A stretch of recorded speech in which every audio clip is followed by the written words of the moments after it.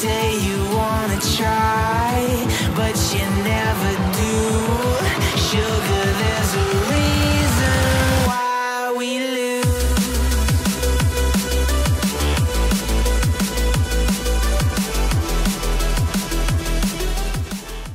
Bonjour à tous et bienvenue sur Table Tennis Belgium TV pour un nouvel épisode du podcast Tactique et stratégie en tennis de table. Aujourd'hui nous allons parler coaching et cette vidéo vous sera utile même si vous avez déjà quelques notions dans ce domaine. Votre coaching ne transformera sûrement pas votre coéquipier en membre de l'équipe nationale, mais il pourra transformer un match serré en victoire ou rendre une rencontre inégale indécise.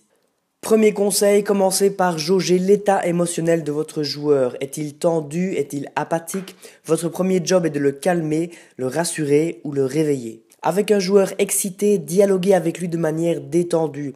Parlez calmement, dites-lui de prendre son temps et de bien respirer. S'il s'énerve sur lui-même, vous devez lui mettre ça de côté avec peut-être un petit peu d'humour pour que son esprit pense à autre chose.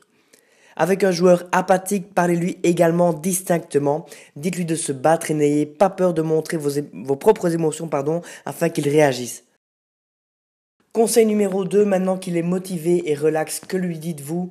La règle de base est pas trop. Si vous tentez de remplir l'esprit du joueur avec 10 tactiques complexes différentes, la seule qui en découlera sera une confusion totale. Dites-lui les choses simplement. Rappelez-vous que la tactique est l'art de trouver parmi les millions de possibilités quelques méthodes simples qui fonctionnent. Expliquez-en au maximum une ou deux concernant le service, une ou deux concernant le retour et une ou deux peut-être durant l'échange. Le seul moment où le joueur réfléchit vraiment, c'est au service. C'est sur le service qu'il faut concentrer ses recommandations. Ces tactiques seront les plus utiles et les plus facilement réalisables par le joueur. Elles doivent surtout s'axer sur le service démarrage afin de pouvoir contrôler le point le plus rapidement possible. Conseil numéro 4, vous devez lui rappeler de varier ses retours. Car les joueurs qui suivent les conseils d'un coach à la lettre dans ce secteur de jeu deviennent rapidement prévisibles. Les tactiques à exécuter durant l'échange sont les plus dures à suivre.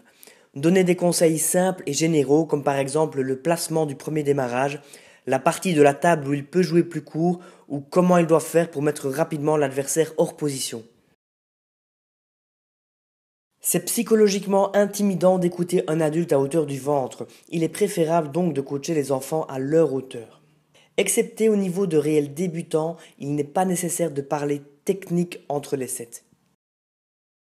Conseil numéro 7, ne surévaluez ou sous-estimez jamais un adversaire car cela met une pression particulière en plus sur votre joueur.